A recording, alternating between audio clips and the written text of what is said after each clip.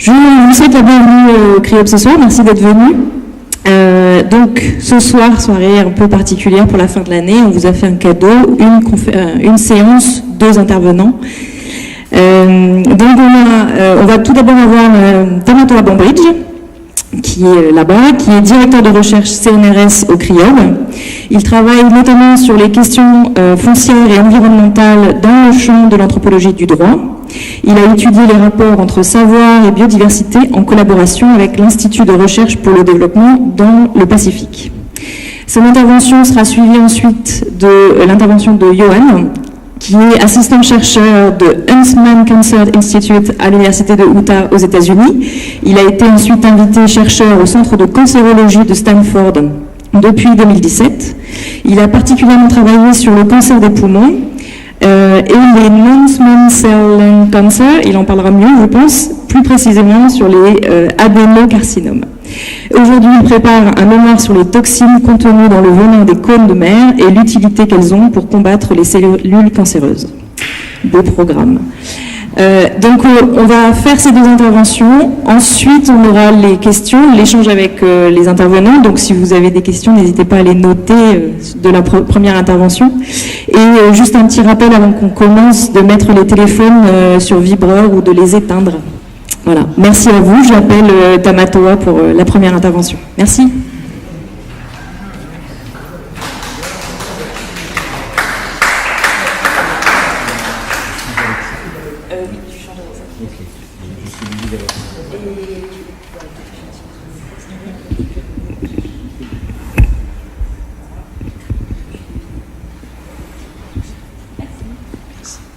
Donc, bonsoir à tout le monde. Je suis particulièrement heureux de faire cette présentation aujourd'hui devant vous parce que, en fait, c'est la première fois à Montréal. Voilà, c'est un travail qu'on a fait, plusieurs travaux qui ont commencé il y a 10 ans, en fait, 2008, et surtout à la presqu'île de Tahiti. Voilà, donc je vais vous présenter les résultats de ces travaux et un peu un schéma général des rahui aspects humains et écologiques. Donc première question, mais qu'est-ce qu'un rahui? C'est une forme d'interdit, donc en mot à mot, c'est une forme d'interdit sur un territoire ou sur une ressource variable dans le temps, variable dans l'espace. On connaît des rahui en Polynésie, la Polynésie française d'aujourd'hui, qui sont cités par William Ellis, qui ont duré 30 ans, à Huahinay par exemple. D'autres rahui qui sont beaucoup plus courts. Je vais avancer.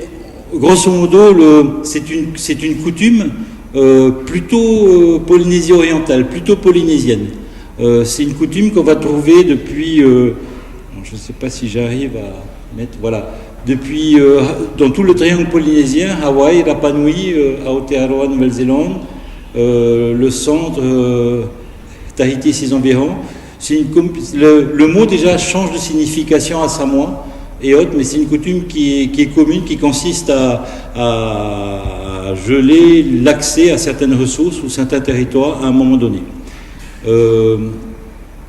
C'est une coutume, donc là par exemple vous avez le lexicon, le POLEX, c'est un travail, c'est une base de données des linguistes en Nouvelle-Zélande où vous avez les différentes significations du mot rahui dans un ensemble d'îles, comme je vous l'ai dit tout à l'heure, qui sont vraiment communs au triangle polynésien. En général, ça prend la forme d'interdit, voilà, avec ces différentes variantes. Alors oui, quelques questions déjà qu'on peut se poser dès le début. C'est quoi un rahui? Quelle est la différence entre un tapu et un rahui? Le tapu qui lui aussi est un interdit sacré, et le rahui qui est défini par les populations, mais aussi les scientifiques, comme une autre forme d'interdit. Est-ce que c'est la même chose? Souvent on a eu des écrits qui nous disaient que le rahui est une forme secondaire d'un tapu. En réalité, l'énigme a été résolue il y a quelques années dans un travail, notamment qui a été fait dans le cadre de ce livre. Là, c'est la couverture d'un livre qui est dédié au rahui en Polynésie orientale, qui a été publié aux presses universitaires d'Australie en 2016, téléchargeable gratuitement sur Internet, par ailleurs. Et en fait, dans ce travail, par exemple, un des auteurs montre bien que le tapou est une forme d'interdit avec un caractère sacré, tandis que le rahoui, c'est aussi le cas, mais la différence fondamentale entre le rahoui et le tapou, c'est que le tapou, c'est les dieux qui les ont décidés. Le rahoui, c'est la société qui le décide. Voilà. Une autre question qu'on se pose, au fond, est-ce que cette coutume était-elle l'apanage des chefs, des grands chefs, comme ici en Polynésie, pré-contact les Har'i ou les Har'inui, et pas du tout partagée par d'autres statuts inférieurs ou intermédiaires, comme les Ra'atira ou les Manahune, les plus basses classes.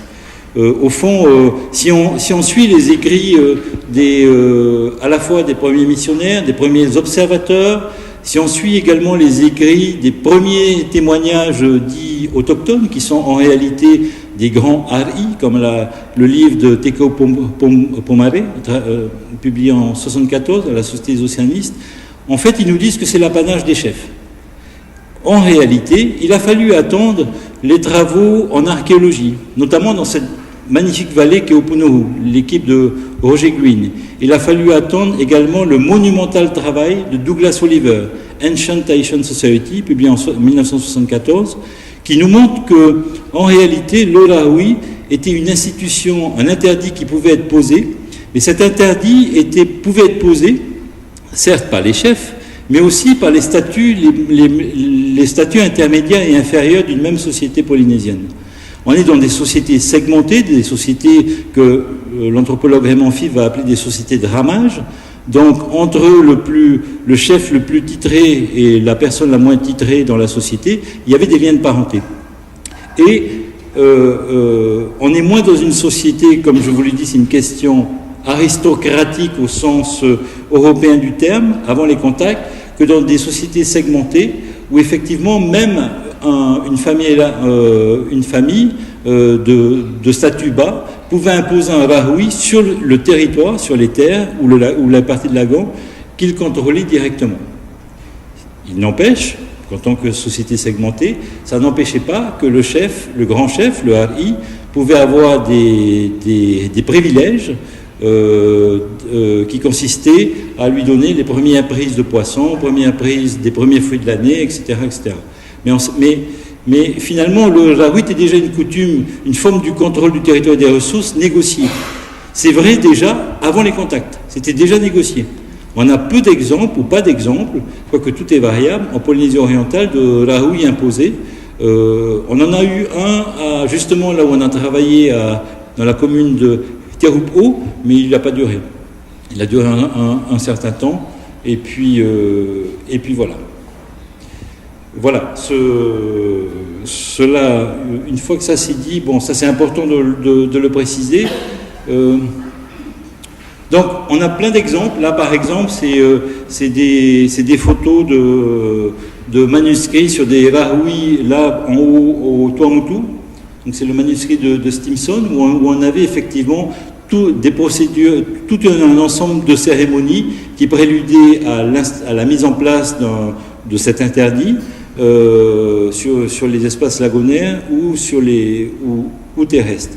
Là, plus bas, vous avez par exemple la manière de matérialiser, délimiter le rahoui dans l'île. Alors là, c'est une île des îles Cook, c'est Mangaya, qui consistait à attacher des lianes de cocotiers autour de l'âme pour délimiter le début et la fin du rahoui.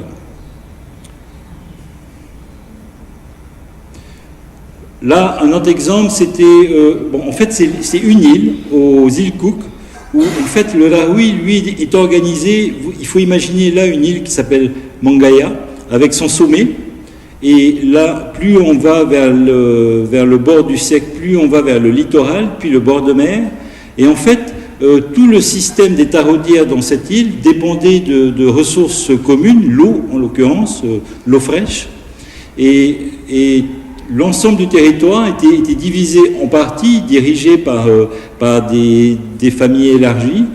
Et en fait, le rahoui pouvait être imposé dans chacun de ces triangles, ou au contraire, collectivement, mais qui commençait toujours du sommet de la montagne jusqu'à l'extérieur. c'est-à-dire le littoral et le bord de mer, et y compris le lagon. C'est une île extrêmement intéressante parce que les taraudières étant tellement dépendantes les unes des autres, un peu comme si vous allez à Rurutu, vous avez un village qui s'appelle Vitaria, les taraudières existent toujours sous cette forme aujourd'hui là-bas, et en fait, les taraudières le plus proche du sommet, jusqu'en bas, au plus proche jusqu'en bas, les unes et les autres dépendent beaucoup, en fait, les taraudières en aval dépendent beaucoup des taraudières du haut. Et tout le travail, c'est aussi de maintenir une eau aussi claire que possible pour l'ensemble des taraudières, lesquelles appartiennent pourtant à des familles différentes. Là, toujours dans la même île, un exemple d'ouverture, le Rahui pouvait être posé, pas que sur les ressources marines, mais aussi terrestres. Et là, c'est un exemple de partage au moment de l'ouverture de ce Rahui entre les populations qui y vivent. Donc une organisation sociale avec là, c'est des moments de décision, de discussion sur, toujours dans la même île, sur le Rahui qu'ils avaient. Là, on est dans les années 50-60 à peu près. Ces photos sont d'époque. On les doit à un anthropologue qui s'appelle Douglas Marshall. Voilà, et ensuite intervient le partage entre les différentes communautés des fruits de ce Rahui lorsqu'il était ouvert. Comme je vous le disais, contrairement au tapu, le Rahui est décidé par les hommes, aussi bien l'interdiction enfin les hommes et les femmes, que sa fermeture. Alors, il va y avoir des changements historiques qui vont modifier en fait le Rahui, en tout cas tel qu'on va le retrouver aujourd'hui. Le premier grand changement, c'est évidemment l'évangélisation des îles, puisque à partir des années 1800-1850, dans cette grande période, surtout 1800-1830, en fait, il va y avoir, avant l'évangélisation, il va y avoir, alors c'est pas vrai dans tout le Pacifique, hein, mais c'est vrai dans cette partie de la Polynésie orientale, il va y avoir d'énormes chutes démographiques dues au contact en fait des populations, et notamment de virus et de maladies que les populations autochtones ne connaissaient pas. Et donc, quand je vous dis des chutes démographiques dramatiques, ça veut dire, je prends une île comme Tupuai par exemple, où on recensait, où Cook recensait environ 2000 personnes à vue d'œil, c'était le cas de le dire. Quand un commerçant qui s'appelle Lucette y passe en 1850, il compte plus que 150 personnes dans cette même île. Les chutes démographiques vont être dramatiques, ça va être vrai pour les Marquises, 90% de la population disparaît, les îles du vent, les îles sous le vent. Cette vallée qui était sans doute la plus peuplée de l'île de Moorea, là où on est aujourd'hui, a été dépeuplée complètement à partir de cette époque. Et si vous voulez, les missionnaires, avec leur influence, c'est aussi eux qui vont promouvoir les premiers codes de loi. On va se retrouver en Polynésie avec différentes îles qui sont autant d'États. Rurutu est un État, Rimatara, l'île d'à côté, est un État à lui tout seul, avec son règlement des ports et autres, Wahine également, Tahiti et dépendance également. Et en fait, les missionnaires vont encourager cela, mais ils vont aussi faire en sorte que le Rahui ne soit plus une coutume pratiquée en Polynésie. Pourquoi ? Parce que, à leurs yeux, ce système de contrôle des ressources et des territoires, avec ses dimensions religieuses, contrevenait en fait à l'idée qu'il faille imposer un Dieu unique, judéo-chrétien, et ils vont tout faire pour anéantir cette coutume. En même temps qu'ils vont le faire, curieusement, c'est pour ça que je parle de transformation, en même temps, ils vont s'en resservir avec un aspect beaucoup plus désacralisé, c'est-à-dire que toutes les grandes cocoteries que l'on a maintenant au Tuamotu, dans l'ensemble des Tuamotu, là j'ai pas de photo, mais j'aurais pu vous montrer les îles des Tuamotu avant les missionnaires, on en a quelques exemples, et après les missionnaires, il y avait beaucoup de choses, sauf des cocoteries. Beaucoup d'arbres, beaucoup de forêts primaires, quelques cocotiers, mais très disséminés, tandis que en fait, eux vont encourager le développement des grandes cocoteries, puisque le but n'était pas que religieux, mais aussi économique, puisqu'il fallait subvenir aux besoins des missions. C'est peut-être à ce moment-là, et dans cette partie de la Polynésie, en particulier les Tuamotu, que la transition vers une autre forme de Rahui, quand on dit par exemple maintenant au Tuamotu, je vais au Rahui, ça veut dire quoi? Ça veut dire je vais dans le secteur des cocoteraies. Donc c'est à ce moment-là que la transition de sens va se faire, avec moins de sacralité et beaucoup plus d'activité économique. Une autre... excusez-moi. Un autre événement qui va être important, c'est aussi à partir de l'annexion, pas l'annexion, à partir du protectorat. Donc on a déjà les codes de loi. L'idéologie du centralisme étatique va faire son œuvre. On a déjà des sociétés unifiées autour d'un chef, en l'occurrence les Pomaré, mais pas que les Pomaré. Si on parle de les Matara, c'est la famille Temaeva. Si on parle d'autres îles comme Rurutu, Teuruari, les Tamatoa, Areatea, etc., etc. Donc cette idéologie du centralisme étatique va également contribuer à effacer toute trace de coutumes ou de gestion ancienne des ressources, de l'environnement et du rapport entre le visible et l'invisible, plus globalement. Curieusement, c'est sous la colonisation, aux îles sous le vent, que le Rahui va être rétabli par le Code de l'indigénat à partir des années 1897 précisément, parce que en fait on était dans des situations de rébellion, il fallait un peu lâcher la bride aux chefs qui y étaient. Donc ça va être rétabli aux îles sous le vent pendant un moment, jusqu'en 1945, jusqu'en 1917, date où effectivement le gouvernement colonial va mettre fin complètement à un Rahui institutionnalisé aux îles sous le vent.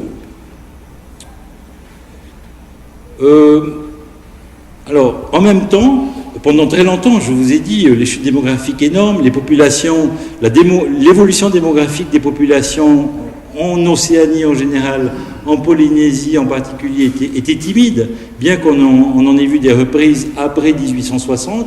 Il n'empêche que pendant très longtemps, beaucoup de chercheurs, y compris en sciences humaines, en particulier chez les anthropologues, prédisaient la disparition des populations océaniennes et polynésiennes. Et que jusque dans les années, vous regardez les travaux scientifiques, jusque dans les années 50, 60, en fait, on était vraiment sur une tendance de fond qui consistait à vite, il faut enregistrer toutes les coutumes, tous les savoir-faire anciens, parce que de toute façon, ces populations vont disparaître, ou vont disparaître dans le métissage, et à ce moment-là, ces coutumes auront disparu à jamais. Oui, alors ça c'était l'esprit jusque dans les années 70, sauf que contre toute attente, et prenant à contre-courant d'ailleurs ce que pensaient la plupart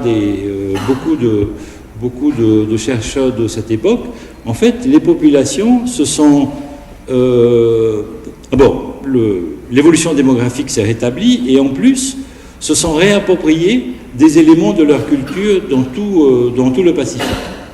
À ce sujet, Marshall Salins, par exemple, un anthropologue américain, en 2000, écrivait un article où il disait, au fond, dans la conclusion de cet article, il nous disait, au fond, nous avons été, nous, anthropologues, nous avons été dépassés par les événements parce que on observe une intensité des coutumes, des événements culturels, mais à une magnitude et à une fréquence dont on ne sait même pas s'ils existaient avant l'époque des contacts, et qu'on doute même qu'ils existaient avec autant d'importance qu'il y a un siècle ou un siècle et demi. Tout ça pour vous dire que, en fait, les populations se sont réappropriées beaucoup de choses, les coutumes, les tatouages, tout ce qui avait été interdit auparavant, et le Rahui et le principe du Rahui en fait partie. On assiste en particulier à Rapa, donc là ça a commencé en 1990, le rétablissement du Rahui. Là vous avez la zone, l'île de Rapa, avec la zone en grise qui est la zone de Rahui mise en place en 1990, avec la bienveillance et le soutien d'ailleurs de l'État, et pas de la Polynésie, mais de l'administrateur d'État, à Rapa. Mais on observe ce mouvement en fait dans toute la Polynésie orientale, aux îles Cook en 2002, en Aotearoa, en Nouvelle-Zélande également, à à Hawaï un peu, et puis en Polynésie, ça a été Rapa d'abord, ça a été Mai'o ensuite, et enfin à Taiyarapu, la presqu'île de Tahiti. Alors, dans un contexte nouveau, je l'indique ici, c'est-à-dire que, au fond, un des enjeux maintenant de cette renaissance en fait de ces coutumes est de voir comment elles peuvent s'articuler avec l'existence de réglementations plutôt à une échelle territoriale, nationale, le code des pêches, le code de l'environnement, le code de l'aménagement, etc., etc. Un exemple de ce fort développement à la demande des populations locales, d'ailleurs, quand on y a travaillé, la première question qui s'est posée, c'est comment, en tant que scientifique, accompagner une réinvention de la coutume. Alors, je parle bien de réinvention. Pourquoi ? Parce que, au fond, si vous voulez, bon, je schématise un peu, mais dans beaucoup de pays qui n'ont pas perdu, qui n'ont pas connu ces chutes démographiques, etc., notamment en Polynésie centrale, au fond, le problème de la réinvention ne se pose pas, parce qu'entre le passé et le présent, il s'agit de retisser les liens. En Polynésie orientale, notre partie de la Polynésie, on est vraiment dans une réinvention, parce qu'avec la disparition à la fois des experts, des connaissances, des populations, en très très peu de temps, en 15 ans, la chute démographique de 90%, ça s'est fait en 15 ans, c'est aussi tout un pan de connaissances qui va partir, on peut penser que c'est tout un pan de connaissances qui va partir en même temps. Donc, on est bien dans une dynamique de réinvention de la coutume, aspect très controversé chez les anthropologues, évidemment, mais à mon avis pertinent pour la Polynésie. C'est pas parce que les gens ont perdu leur coutume en partie qu'ils ne la réinventent pas aujourd'hui. Et le meilleur exemple, c'est peut-être sûrement l'association Haururu, qui est une association qui est située à Papen'o, qui en fait entretient les sites archéologiques, mais qui fait aussi maintenant des manifestations culturelles sur les marais de cette vallée. Donc l'idée, c'était d'instaurer un dialogue entre la science et la culture, qui prenne en compte pour cette fois-ci, ça ne vous aura pas échappé que vous êtes présent dans un grand laboratoire d'écologie marine et de biologie marine, avec presque un seul anthropologue, mais heureusement qu'il y en a d'autres qui nous rejoignent. Mais ça ne vous a pas échappé, et du coup, l'idée c'était de ne pas partir d'aspect écologique, mais vraiment de partir d'aspect culturel, pour voir les conditions d'une mise en place d'un espace protégé, conservé ou valorisé, selon ce que voulaient les gens. Donc, ça voulait dire quoi ? Dans ce dialogue, ça voulait dire prendre en compte la diversité des experts traditionnels, ce qu'on appelle les tahua, dont, je le rappelle, en tahitien, veut littéralement dire spécialiste de. C'est les missionnaires qui nous ont dit que tahua, c'était des prêtres. Mais en fait, ce n'était pas que des prêtres. D'abord, il existe une myriade de spécialistes dans cette partie, en Polynésie orientale, spécialistes de la pêche, spécialistes de la médecine traditionnelle, spécialistes de la construction des pirogues. Jean-François Barré nous rappelle même qu'il y avait des spécialistes, non pas des toitures, mais des jointures de toitures avec leur propre dieu, puisqu'on est dans des sociétés polythéistes, des dieux particuliers. Donc les femmes aussi avaient été des spécialistes, notamment des tahua dans la médecine traditionnelle, avec leur marais. Chacun de ces spécialistes avait leur temple, voilà. Et je crois me souvenir qu'un des derniers temples de spécialistes de la pêche encore visible aujourd'hui se situe à Whareitu, je parle de Morea. Et donc j'en ai vu quelques vestiges. Donc, tenir compte de cette diversité, pouvait-il apporter encore quelque chose ou pas ? C'était une question. Et comment ? Comment pouvait-on faire ?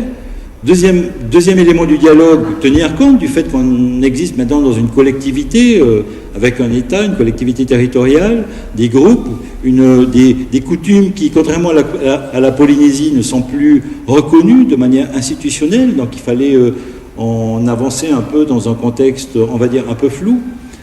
Et puis, avec une dernière partie, mais ça s'est fait bien plus tard, une éventuelle évaluation écologique des zones sur lesquelles les gens allaient décider ou pas de la mise en place d'un rahui, une évaluation écologique de ces zones-là.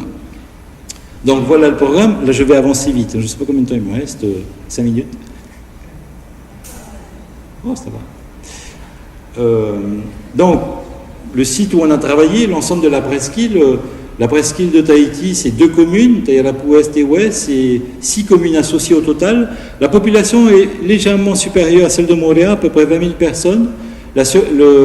L'espace également est supérieur à Moorea, avec 8 passes et autres. Et on a commencé à l'époque dans la commune de Tiahupo. Et là, vous me posez la question, mais pourquoi le choix de cette commune? En fait, tout simplement parce que là, dans la commune de Hafahiti se développe une zone urbaine avec à l'époque un projet de port ici, maintenant un projet un centre, enfin un espace industriel en biomarine, voilà. Et au fond, on s'est dit, voilà une commune, ou voilà une partie de l'île sur lesquelles on est bien documenté sur les Rahui anciens, qui va connaître de nouveaux changements, de basculement de la ruralité à l'urbanité et autres. Et que donc, s'il y avait un travail à faire sur cette question des Rahui, c'était intéressant de commencer là. Voilà. Donc, beaucoup de réunions, en fait, avec beaucoup de gens qui sont des pêcheurs, qui sont, voilà, là, ça s'est passé à la mairie de Tiahupo, avec des responsables des gens qui sont dans l'agriculture, qui sont dans la petite hôtellerie, dans la pêche. Beaucoup de séances de travail pour comprendre, au fond, on n'est pas venu en disant nous voudrions développer un Rahui, etc. On est venu en disant nous aimerions travailler chez vous pendant un certain nombre de temps, instaurer un dialogue, et en fait on est assez preneur de choses que vous voulez développer. Ils ont plutôt pris ça de manière très positive. Là, par exemple, vous avez un expert de la médecine traditionnelle qui explique en fait les différents types de médecine, les différents lieux où il récolte les plantes, les différents lieux où son grand-père ou sa grand-mère récoltait les plantes. Donc, carte à l'appui. Alors, cette photo elle me fait toujours sourire parce que sur celle-ci, vous avez Flora Devatine qui est membre de l'Académie tahitienne.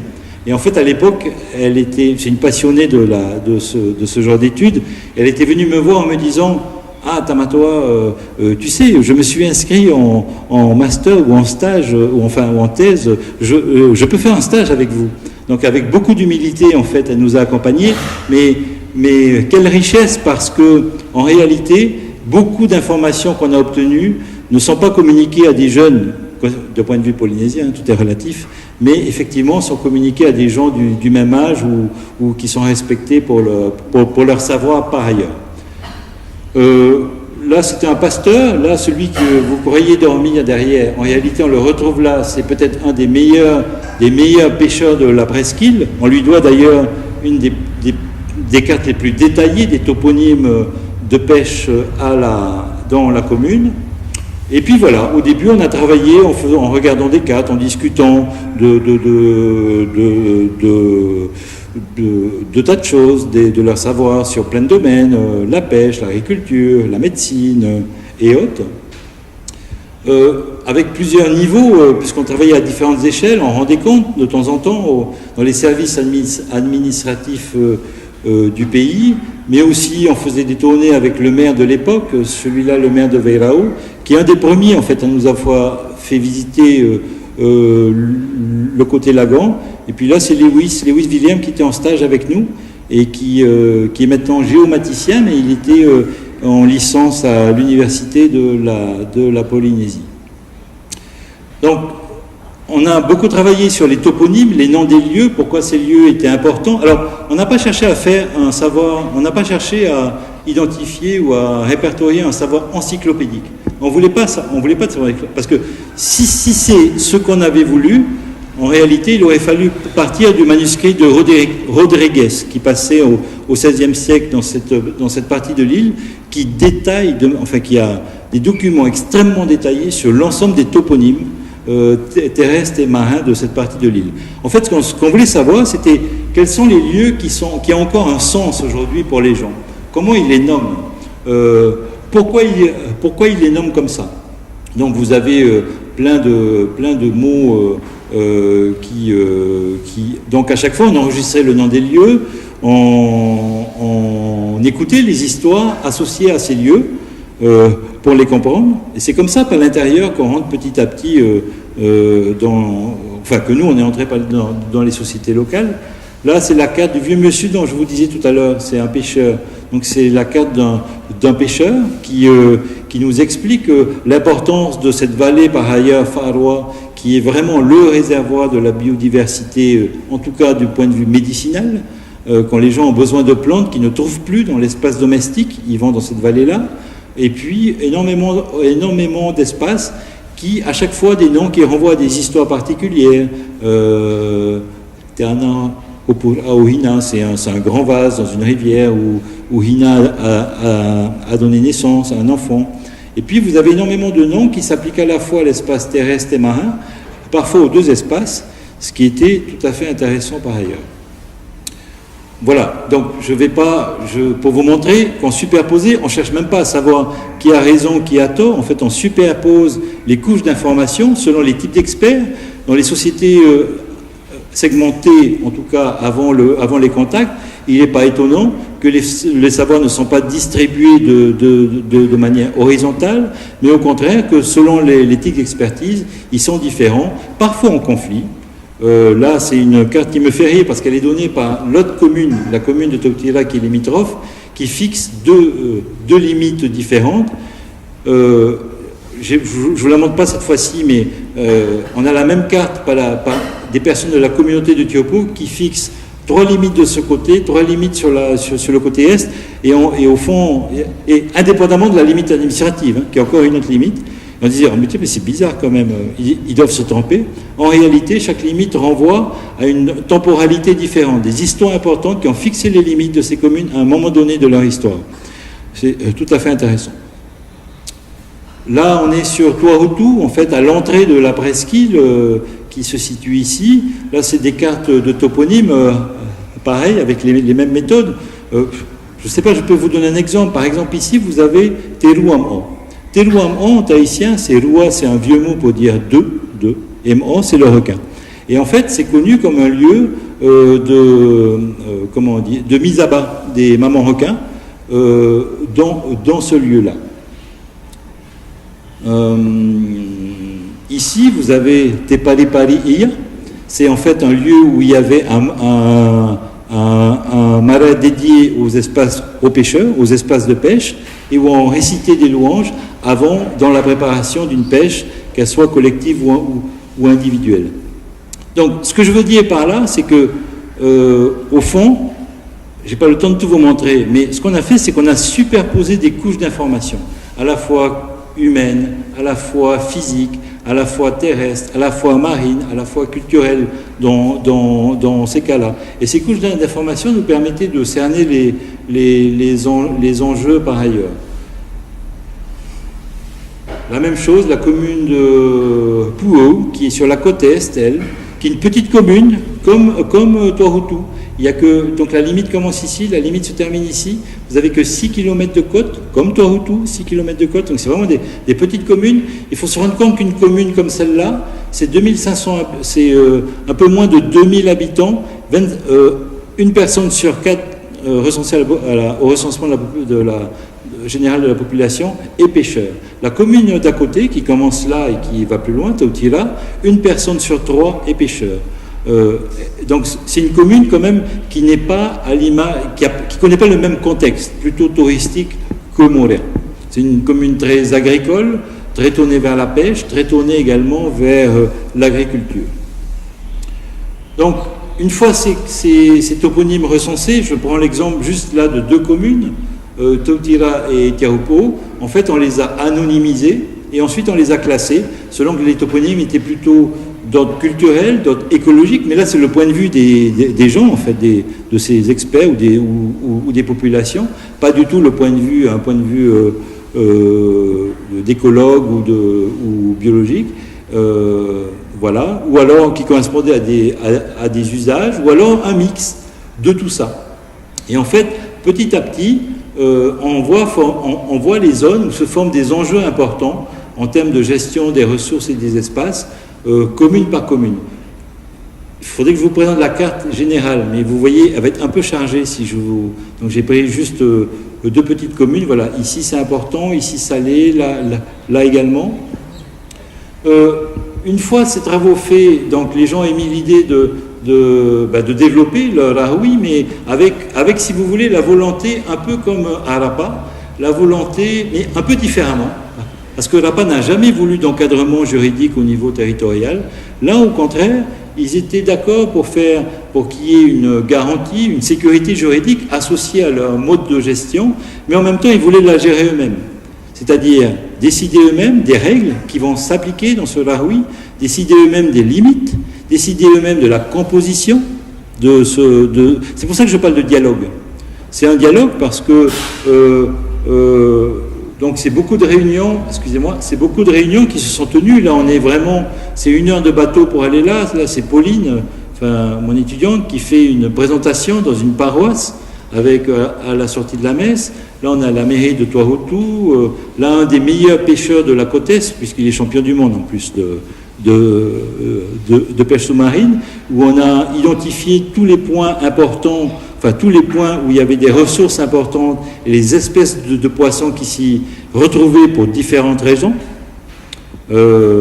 avec plein d'anecdotes, parce qu'on passait avec lui en bateau, qu'il allait tout doucement, ensuite il s'arrêtait, voilà, et ensuite on regardait autour de nous, il y avait des pêcheurs, des bateaux, etc. Et en fait, là il nous dit gentiment, vous savez, en fait, ils ne pêchent pas au bon endroit. On est juste au-dessus de là où il faut pêcher telle espèce de poisson. Et en plus, il nous donnait la profondeur. Il dit, là, il faut descendre à 15 mètres. 15 mètres, voilà. Et en fait, l'eau était tellement limpide, on regardait et on voyait ces énormes poissons. Les gens étaient à 100 mètres, à 200 mètres, ils ne le savaient pas. Donc, tous ces savoirs ont été identifiés pour comprendre, en fait, la vie locale à Tayarapu. Ça nous a mené je vais un peu vite, mais ça nous a mené à mettre en place ce premier Rahoui à Tiopo, qui est ici, à aider à la mettre en place. On ne l'a pas mis en place, c'est les gens qui l'ont mis en place, mais avec notre aide. Ce premier-là, qui a été mis en place en 2015, dont on a commencé à faire l'évaluation après un T0, un état des lieux des ressources avant le Rahoui. On a fait une évaluation donc en 2016-2017.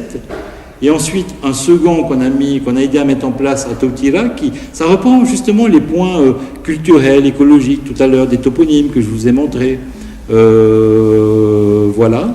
Un autre qui est une zone, alors là c'est curieux parce que là c'est une zone de reproduction de certains types de houmets, ceux qui ont une cône. En fait, moi je voulais pas les aider à en faire un là. La commune est trop petite, il y a trop de pêcheurs, je me suis dit ils vont jamais respecter, ça va être compliqué, c'est difficile, et autres. Et en fait, ils ont insisté. Et si je reprends les toponymes que vous vous souvenez sans doute pas déjà, mais ici, dans cette vallée-là, vous avez derrière 4 pierres à baleine qui en fait qui délimitent en fait cette commune-là. Ici, vous avez un chien, la statue d'un chien en pierre qui garde en fait, qui est le gardien de cette petite commune. Vous savez, dans le temps avant les contacts, Puo a toujours eu un statut particulier. C'est une commune très indépendante à cause de ces deux vallées. Jusqu'à aujourd'hui. D'ailleurs, je rappelle que c'est la seule qui veut sortir, c'est celle qui a fait partir la pétition pour être désolidarisée des autres communes. Ils veulent être une commune à part entière. Mais ça, c'est pas nouveau. Ça fait au moins aussi longtemps qu'on puisse remonter. C'était déjà le cas. Donc, ils ont voulu avoir leur Rahoui. Il y en a eu. On est abandonné en cours de route, donc pas de souci. En fait, il y en a deux que vous ne voyez pas, qui sont des petits Rahoui ici et là. Voilà. Là, on parle d'une zone de 770 hectares. C'est l'équivalent des 8 AMP de Montréal, mais en une zone. Là, c'est une zone de 550 hectares, découpée en 3. Alors, pourquoi en 3 ? Excellente question. Je fais du suspense. Je vais répondre dans quelques diapos. Et là, c'est une zone de 150 hectares dédiée essentiellement à la reproduction des houmets. Et là, c'est plutôt pour les crabes et pour une autre raison que je vais vous expliquer aussi.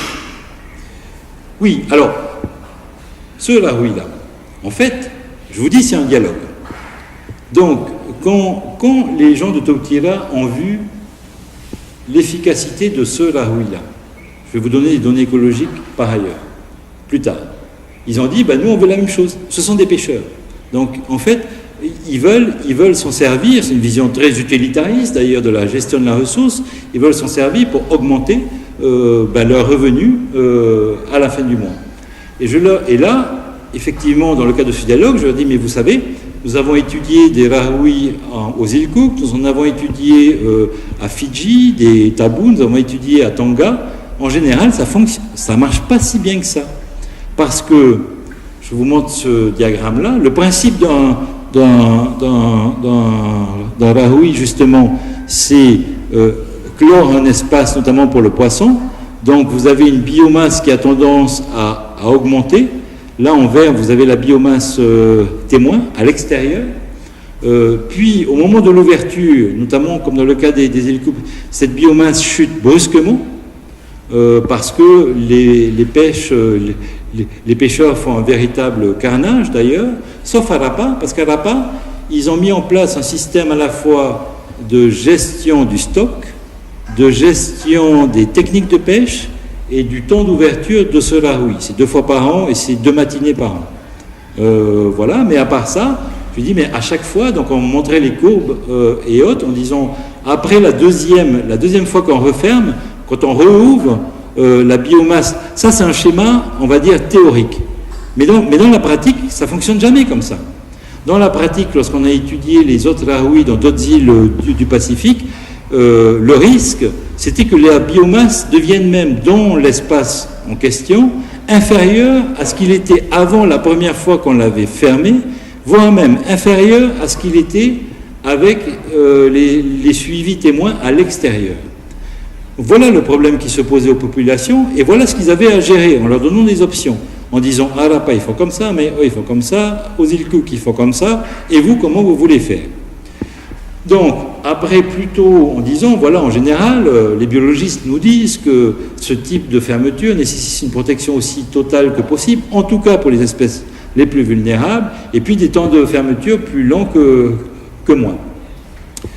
Et en revanche, je reviens sur cette image-là, on leur a dit aussi, écoutez, on peut essayer quelque chose qui, à notre connaissance, n'avait jamais été fait en milieu lagonaire, c'était de créer un cœur, ici, qu'on ne touchait jamais, et qu'on ouvrait et fermait alternativement les côtés A et B. C'est en fait ce que je voulais expliquer à l'intérieur de cette image. On faisait une protection totale au niveau du cœur, donc les poissons grossissaient. À la fermeture, quand le rahoui était ouvert, il y avait moins de poissons, et puis plus petits. En revanche, quand on mettait en place un cœur, ce qu'on appelle tournant, avec un cœur protégé, à ce moment-là, tous les poissons grossissaient à un moment donné, même à l'extérieur. Lors de l'ouverture d'un endroit, il y avait moins de poissons et plus petits, tandis que le cœur continuait à alimenter le deuxième espace. Et inversement. L'idée les a séduits. En plus, on leur a dit, encore une fois, à notre connaissance, ce serait une première mondiale, donc ils seraient les premiers. Vous savez, les sociétés polynésiennes sont aussi des sociétés de prestige. Donc elles aiment bien quand on est premier. Donc voilà. Et donc on allait, s'ils le souhaitaient, qu'on allait les aider à le faire. Ils ont choisi là, et c'est la photo que je vous ai montrée avec au tout milieu le comité de gestion du rahoui de Tiopo. Ils en sont très fiers.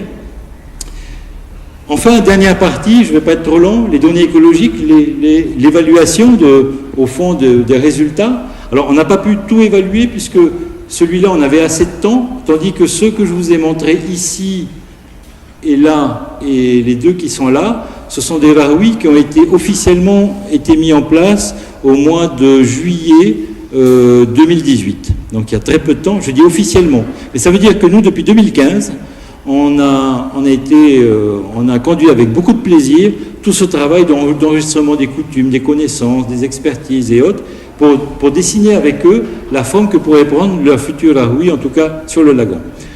Là, ici, évidemment, on s'est dit, on va quand même faire une évaluation à la fois de la couverture récifale, de la biomasse. Ah oui, aussi, on a demandé aux pêcheurs, on peut faire un suivi ou faire un état zéro de l'ensemble de la presqu'île, comme on le fait à Moorea. Et eux nous ont dit, oui, ça nous intéresse beaucoup, et en particulier les poissons commerciaux. Évidemment, on a tout compté, mais après, on leur a montré surtout les poissons commerciaux. Donc on a compté les invertébrés. Donc là, c'est les 23, je ne sais plus combien il y en a, je crois qu'il y a 23 stations au total, tout autour de l'île, Frangeon et puis Barrière. Voilà, donc c'est le CAIOP qui s'en est occupé. Là, par exemple, c'est une carte qui montre les densités de poissons lors du comptage en saison froide au mois de juillet 2017 pour 1000 mètres carrés. Donc là, vous avez 1468 poissons, c'est ici 1027. Et dans le Lahoui déjà mis en place depuis 2015, vous aviez un nombre important de poissons. Grosso modo, une densité qui est importante partout. Ça permet aussi de repérer les zones de nurserie ou de... Enfin, je ne vais pas dire le mot confirmé, mais la corrélation positive entre les suivis écologiques qui montrent où sont les zones de nurserie et ce que les experts, de toute façon, nous disaient, d'où étaient les zones de nurserie. Donc, une corrélation positive. Ici, en particulier, c'est une zone à fort enjeu parce que cette zone de nurserie, c'est aussi une zone extrêmement polluée.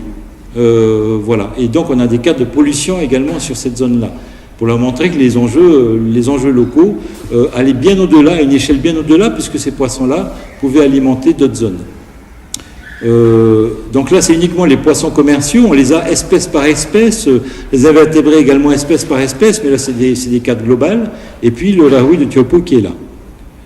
Ensuite, on s'intéresse à la biomasse, donc c'est pas simplement la taille, c'est pas simplement le nombre de poissons, mais c'est le nombre et la taille de poissons. C'est toujours en kilos pour 1000 mètres carrés.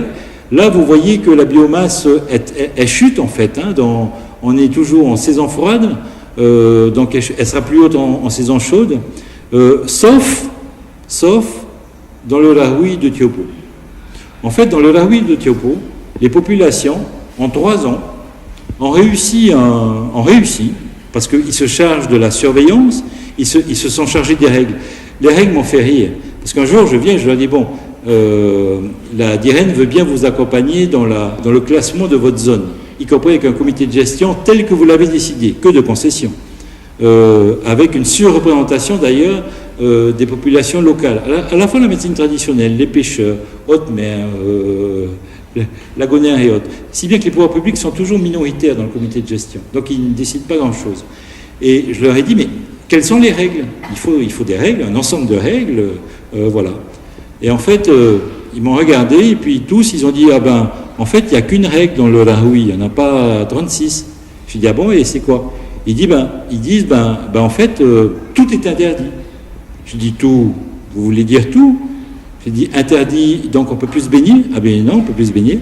On peut s'arrêter en bateau ? Ah ben non, ça c'est interdit aussi. On ne peut pas s'arrêter. En fait, cette règle simple, elle est assez remarquable, parce que la présence d'un seul bateau, pouf, on est en infraction. Donc il n'y a qu'une règle, le droit de passage n'est pas interdit, vous pouvez passer. Tout comme ils ont délimité une zone de 50 mètres en bord de mer, où là, tout est autorisé, y compris les pêches traditionnelles, les INA, les atoulés. En revanche, dans le Lahoui, ils ont interdit même de s'arrêter. Ça me fait rire parce qu'ensuite, maintenant, on a des histoires avec la grand-mère et son portable qui appelle de sa maison pour dire « mais il y a un bateau en infraction dans le Lahoui, intervenez ». Voilà. Et enfin, une biomasse qui était sans doute assez proche dans le T0 de ce que l'on connaît autour de l'île et qui a été multiplié par entre 8 et 10 en l'espace de 3 ans. Et là, quand je dis 8 et 10, même nos plongeurs, pourtant qui sont des grands habitués de ces suivis écologiques, Gilles et d'autres, ont juste halluciné en saison froide, en plein jour, de voir des perroquets et d'autres poissons de taille énorme leur passer entre les jambes. Ça faisait longtemps qu'on n'avait plus vu ça en Polynésie. Voilà, je pense que... Donc, c'est pour ça que je ne parle pas de validation, parce qu'au fond, toutes les décisions importantes d'emplacement ont été décidées avec une autre logique d'acteur que celle d'un écologue classique ou d'un biologiste et autres, et qu'au fond, les résultats ne sont pas si différents. On verra dans 3 ans les résultats que donneront le Lahoui de Tokira ici, ceux de Pu'u ici, les 2 petits là, et en espérant que ça continuera sur cette tendance concernant Tiahupo'o. Je vous remercie de votre attention, de m'avoir écouté. Et Je vais donner la parole, on va complètement changer de sujet, mais je vais donner la parole à mon collègue Johan. Et puis les questions donc, suivront, si vous le souhaitez, en fin de présentation. Merci.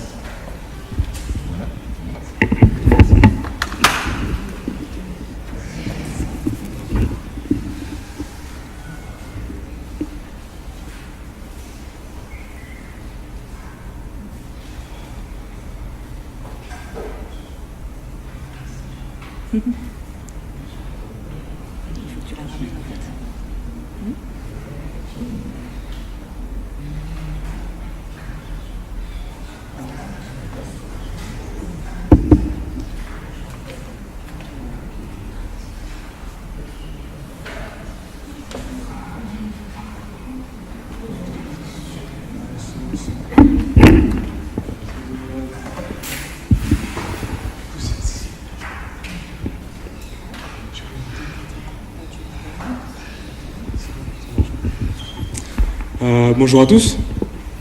Je suis vraiment content de pouvoir être ici, de pouvoir présenter un projet. Je ne m'attendais pas du tout. Je crois qu'on s'est rencontrés il y a 1 semaine, 2 semaines, à peu près. Ouais. On se connaissait pas du tout. Hein. Il m'a dit hey, tu veux pas faire une présentation au CRIOB? Je lui ai dit mais je sais même pas ce que c'est que le CRIOB. Il m'a dit c'est pas grave, viens, juste viens. Donc je suis très content en fait de pouvoir être ici et de faire une présentation là-dessus. Je vais vous présenter en fait quelque chose sur les cônes de mer. Alors c'est quelque chose qu'on peut-être vous avez déjà vu si vous êtes allé à la mer ou faire un peu de plongée. Et j'imagine que très souvent vous avez dû voir ce coquillage-là. Voilà. Je vais vous en parler un petit peu plus parce que ses propriétés médicales sont vraiment, elles sont juste extraordinaires, vraiment. Je suis tombé amoureux de ce machin, de ce mollusque bizarre, vraiment. Il est vraiment super. Donc en fait, on a recensé il y a quelques temps, c'est le dernier recensement, on a compté à peu près 850 espèces. Vraiment pour que vous le sachiez, toutes les espèces sont venimeuses. Vraiment toutes. Il n'y en a pas une qui n'est pas venimeuse. Certains sont mortels pour l'homme, elles sont létales. Ne les touchez pas, s'il vous plaît, vraiment ne les touchez pas. Il n'y a pas longtemps, très rapidement, j'ai vu, on était à la pointe de Vénus, vers Mahina, à Tahiti. J'ai vu un jeune garçon, il avait 8 ans, il est allé à la mer. Moi, je marchais sur le bord de mer, je profitais du paysage, je venais juste d'arriver il y a 3 semaines. Et je profitais, et je le vois qui sort un cône. Moi, je suis venu là pour justement les trouver et les étudier plus en profondeur. Je savais qu'il était venimeux. Il était juste avec un slip de bain. Il voit le cône et il dit « Papa, regarde, t'as vu, j'ai trouvé ça ». Et son père, il dit « Ouais, il est beau, tout ça ». Il prend son slip, il met le cône dans son slip et il se barre en courant. Et moi, je sais qu'il est venimeux. Et je lui dis « Mais non, fais pas ça, non ». Et il est parti au loin et j'ai jamais pu lui dire en fait. Donc j'ai la chance de pouvoir vous le dire à vous, ne les touchez pas, vraiment, faites attention à ça. L'idée c'est qu'ils sont piscivores, ça veut dire qu'ils mangent des poissons, leur venin est adapté aux vertébrés. Les poissons sont des vertébrés, leur venin est spécialisé pour les vertébrés. Nous sommes des vertébrés, ça veut dire qu'ils vont nous faire beaucoup de dégâts si jamais ils arrivent à nous piquer. Voilà, ils vont vivre dans la plupart du temps, même tout le temps en fait, hein, certaines exceptions, mais ils vont vivre dans les eaux chaudes, Polynésie française, dans les Caraïbes aussi et dans l'océan Indien. On en trouve beaucoup aussi en Nouvelle-Calédonie et en Australie. En même temps, en Australie, dès qu'il y a un truc dangereux, on sait que c'est là-bas, donc c'est pour ça qu'il y en a beaucoup là-bas. Ils possèdent vraiment un venin unique au monde.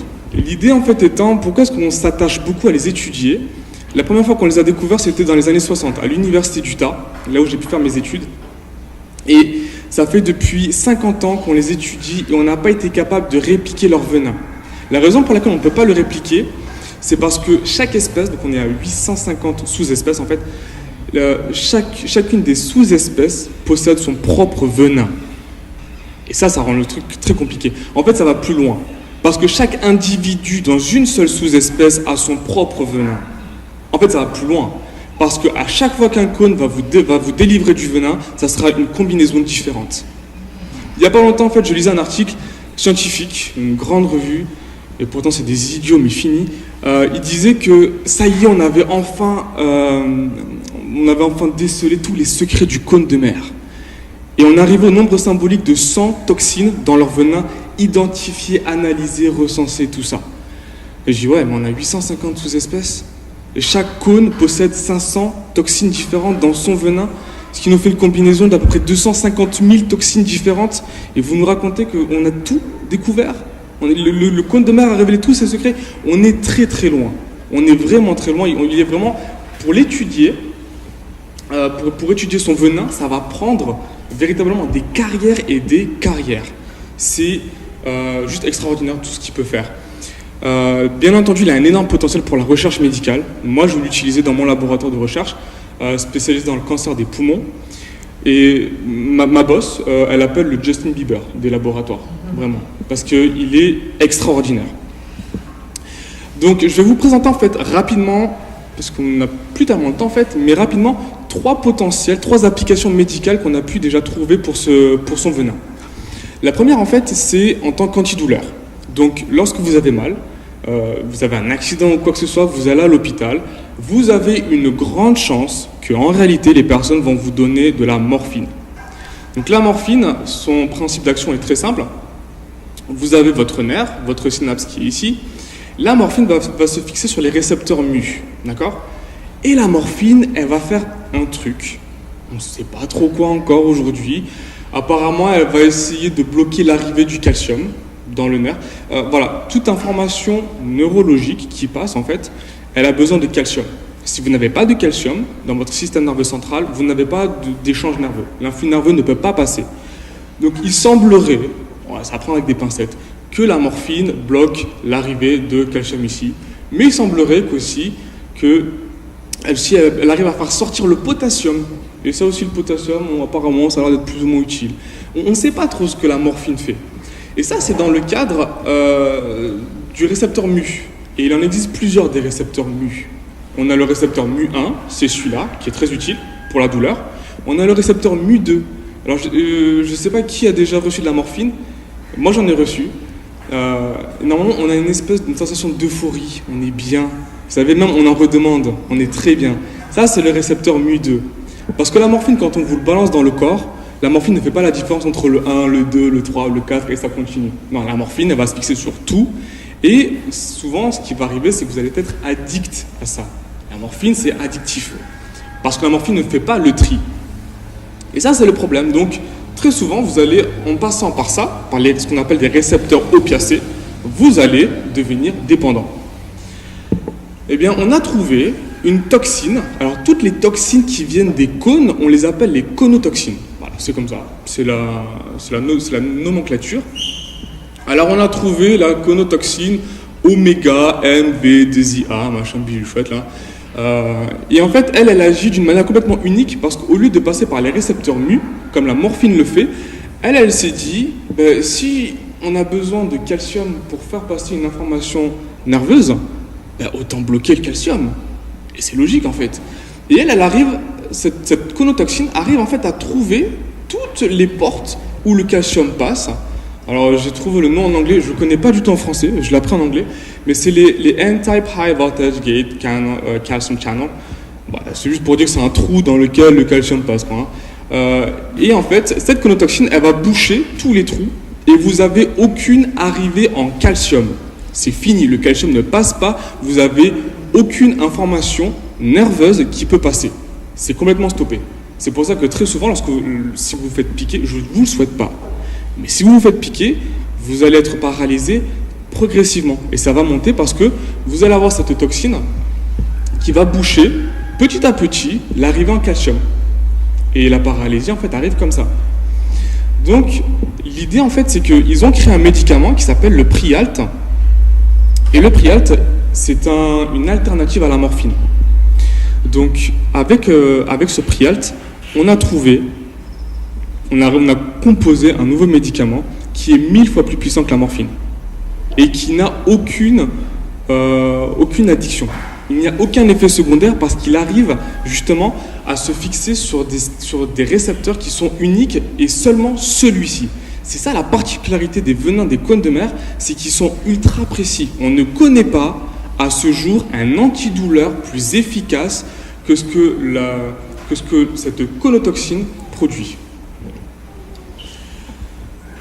Pour le deuxième cas de figure, j'ai besoin en fait pour vous de voir une courte vidéo de comment est-ce que le cône chasse et j'en parle juste après derrière.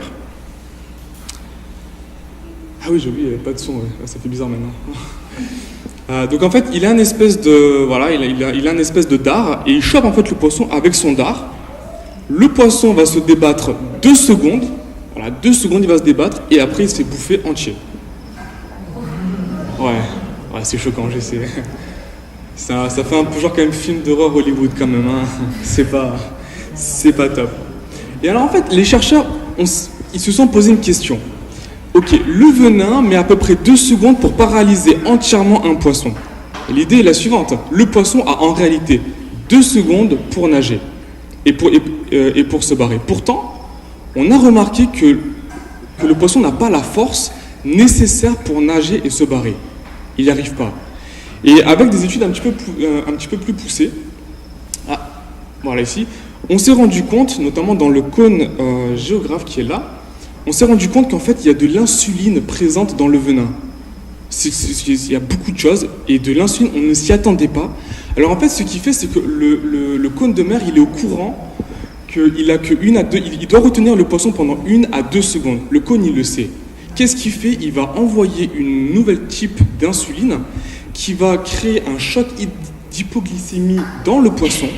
Il n'a plus de sucre, sa glycémie elle est morte, il n'arrive pas à nager, il n'a pas la force de se barrer. Le poisson ne peut plus faire ça. Et c'est comme ça qu'en fait que le poisson reste bloqué et qu'ensuite il se fait bouffer. Parce que son insuline est la plus rapide au monde. En fait, elle est beaucoup plus rapide, elle est plus évoluée que ce que notre insuline est. Et pourtant, notre insuline est déjà quand même vraiment évoluée. Donc j'ai pu travailler avec le docteur Safani à l'université d'Utah. Elle travaille beaucoup aussi là-dessus. Le docteur Safani en fait a produit ce schéma. Donc vous avez en bleu et en blanc, ça c'est l'insuline de l'homme. Et vous avez également cette chaîne en vert qui est attachée à l'insuline de l'homme. L'insuline du cône, elle est comme ça. Voilà, ça c'est en rouge et en blanc. Mais elle n'a pas cette chaîne en verte. Alors en fait, ce qu'il faut savoir, c'est que quand l'être humain, quand nous produisons de l'insuline, nous allons produire en fait des blocs de 6 molécules.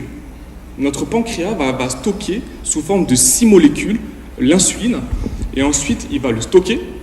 Si jamais on a mangé tout ça, le pancréas va refaire sortir, il va casser les blocs de molécules, nos 6 molécules, il va activer chaque molécule et ensuite elles sont dispersées. Et toute cette phase de stockage et de déstockage, c'est cette chaîne en verte. Les chercheurs, ils n'aiment pas ça. Si vous faites de la recherche contre le diabète, j'en ai fait un petit peu à l'université de McGill à Montréal, les chercheurs, ils n'aiment pas ça. Ce que nous, on veut, c'est justement enlever cette partie en vert, parce que ça nous bloque. Ça fait que notre insuline est trop lente à agir. Si vous êtes diabétique, il faut que l'insuline qu'on vous injecte soit extrêmement rapide. Donc les chercheurs, ce qu'ils se sont dit, c'est qu'ils ont coupé la chaîne en verte et se sont dit comme ça, l'insuline n'est pas stockée et au contraire, elle est disponible immédiatement. Mais si vous coupez la chaîne en verte, votre insuline, en fait, elle est désactivée. Et une insuline désactivée, elle est complètement inutile. La seule insuline au monde que nous connaissons qui n'est pas stockée au préalable, c'est l'insuline du cône de mer. Parce qu'en fait, elle n'a pas cette chaîne en vert. Donc l'avantage de l'insuline du cône de mer, c'est qu'elle produit une molécule d'insuline et elle est déjà prête. Et ça se joue en millisecondes. Les derniers tests qu'on a fait sur un être humain, il y a eu des autorisations là-dessus. Les derniers tests, la meilleure insuline au monde, elle agit en à peu près 20 minutes. Voilà. Pour un diabétique de type 1.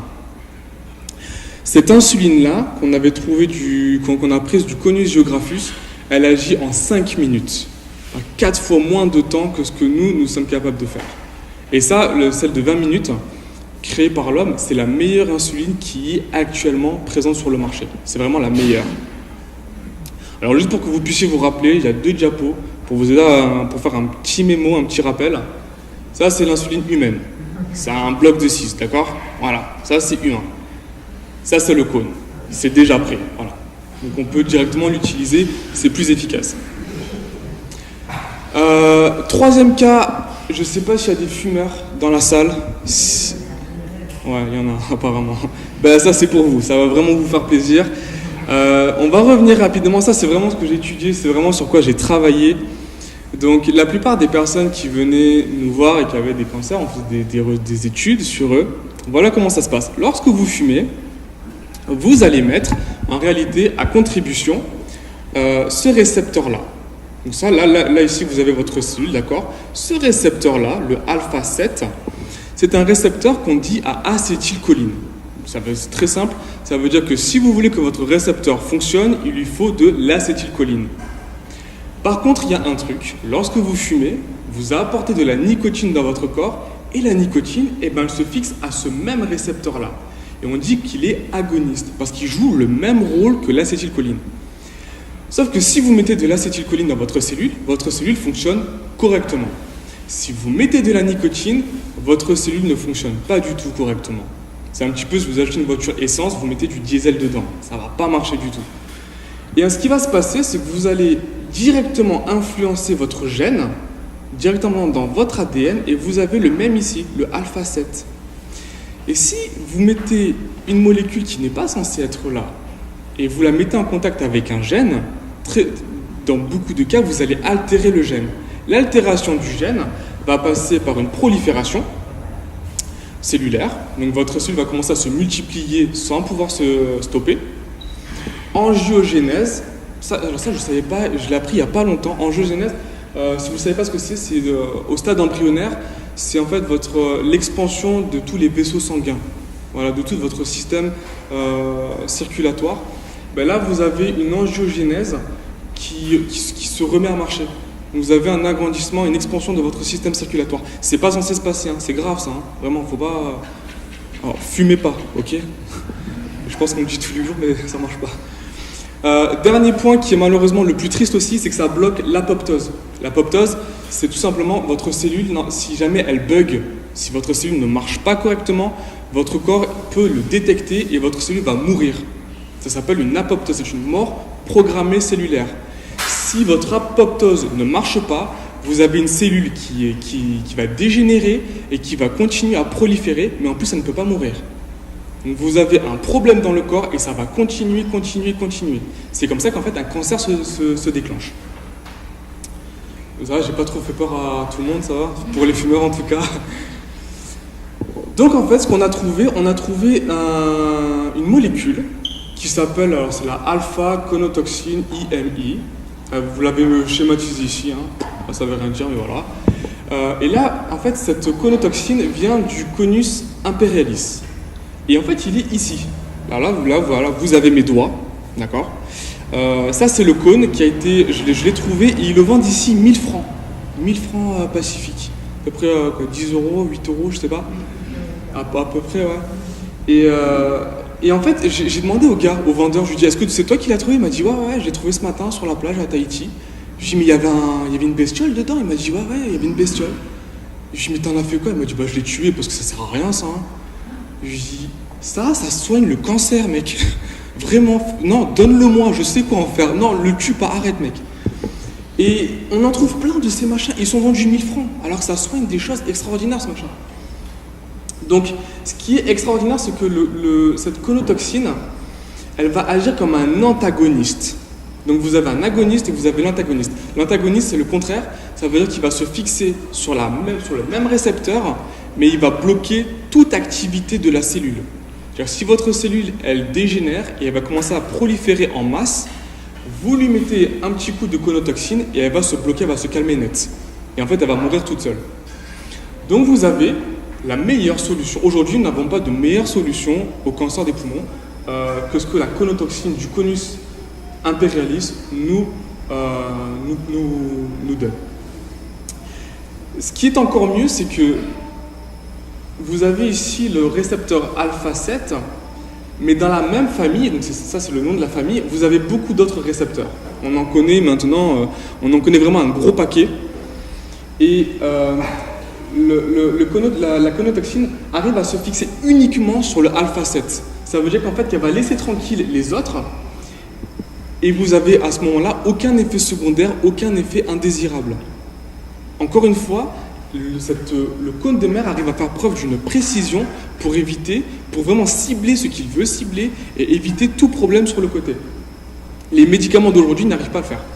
Si vous donnez un médicament, un traitement, ils vont cibler une large famille de cellules, beaucoup plus large que justement cette famille-là, et ils vont activer tous ces récepteurs-là. Et à chaque fois que vous activez un récepteur, vous avez une réponse dans votre corps. Et donc là, déjà, vous avez 8 réponses différentes. Alors que si vous utilisez un médicament classique, là, ça fait 8 réponses différentes. Si vous utilisez le cône de mer, vous n'en avez qu'une seule. Et c'est ça le but. En dernière partie, j'ai eu la chance de partir en Chine. Donc je suis allé voir un peu ce qu'ils faisaient du côté de l'université de Shanghai et de Beijing. Et là-bas, ils sont allés plus loin. Eux, ils sont dans un autre univers, les Chinois. Vraiment, je vous jure, ils vont toujours plus loin, les gars. Et j'ai adoré ce que j'ai vu là-bas. Ils se sont dit, et si on prenait justement la conotoxine du Conus imperialis, on la modifie un tout petit peu, et en fait, on en fait un vaisseau. Alors, les gars, ils sont dans un autre monde, hein, vraiment. Ils ont fait en fait un vaisseau, et en fait, dans le vaisseau, c'est une espèce de capsule, ils mettaient les médicaments qui justement aident à lutter contre le cancer. Parce qu'ils se sont dit, si cette conotoxine arrive à cibler avec autant de précision, ben autant l'attacher avec plein de médocs. Et c'est comme ça que vous traitez quelque chose, en arrivant à bien cibler d'abord. Donc, ils ont fait 3 tests. Ils ont pris une première souris qu'ils ont infectée avec une source de cellules cancéreuses. Et ça s'appelle la A549. J'ai pu travailler sur cette cellule-là, elle est très difficile à combattre. Elle n'est vraiment pas facile, celle-là, elle est vraiment compliquée. Donc, elle a été infectée de cette façon-là. Donc, cette première souris-là, ils l'ont traitée avec simplement du PMDIR. Donc, c'est un médicament basique qu'on donne. C'est ce qu'on a de mieux aujourd'hui, hein, c'est ce qu'on a de plus efficace. Première heure, voilà ce que ça donne. Et vous avez déjà une belle tumeur à ce niveau-là, on va la voir juste ici. Au bout de 48 heures, la tumeur a gonflé et la densité et le poids de la tumeur au niveau des poumons a augmenté. Donc clairement, aujourd'hui, les médicaments qu'on utilise, le PMDIR, il n'est pas vraiment efficace, c'est pas le top. Deuxième test qu'ils ont fait, ils ont pris une autre souris, infectée avec la même lignée de cellules cancéreuses, la A549, mais cette fois-ci, alors déjà l'état de base à la première heure était beaucoup plus grave que ce que vous pouvez voir, et ils lui ont donné que la conotoxine, IMI, celle du Conus imperialis, ils lui ont donné que ça. Et là, vous avez au bout de 48 heures. La tumeur que vous voyez ici est beaucoup plus petite, hein, clairement, et la densité est quasiment minime. On en est à 900 au lieu de 1800. Je ne vais pas vous donner les valeurs, tout ça, pas forcément intéressant. Troisième test, on est parti, on s'est dit, on va mettre cette conotoxine et en plus, on va y attacher plein de médocs. Et voilà ce qui s'est passé. Vous avez à la première heure, voilà déjà, comparé à la souris normale, la souris on va dire un peu test, la tumeur était déjà quand même beaucoup plus grosse dans le système digestif et dans le système pulmonaire. Et là vous avez au bout de 48 heures, la tumeur est quasiment minime, il n'y a rien. Hein. Si vous regardez entre les deux, il n'y a absolument rien du tout. Et le système digestif est quasiment épargné, il n'y a vraiment rien. Et en fait, c'est le meilleur résultat que nous connaissons à ce jour. C'est la meilleure façon de lutter contre le cancer.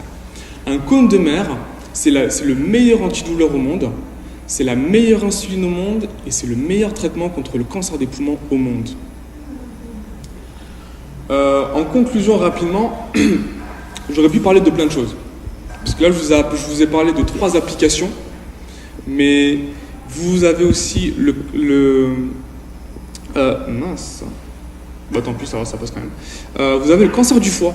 Le docteur Holford de l'université de New York, je l'ai visité il y a à peu près 1 mois déjà. Elle travaille aussi sur le conus, sur les cônes de mer, et ses résultats sont vraiment extraordinaires. Elle arrive à soigner un cancer du foie, parce qu'elle travaille sur la même chose. Si vous travaillez sur le cône de mer, ça vous soigne la sclérose en plaques. Aujourd'hui, on sait que le venin du cône de mer vous soigne la sclérose en plaques, maladie orpheline qui n'a absolument aucun remède.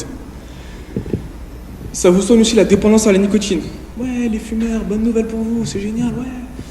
Ça vous soigne ça, crise d'épilepsie, dépression, ça vous fait beaucoup de choses pour un simple cône. Maintenant, vraiment, comprenez-moi, quand je vois ça qui est vendu à 1000 francs sur le marché, moi franchement ça me fait un peu mal quand même. Je suis pas très bien. Voilà, j'aurais pu vous parler de tout ça, mais le seul problème c'est que j'avais que 20 minutes. Donc voilà. Merci à vous.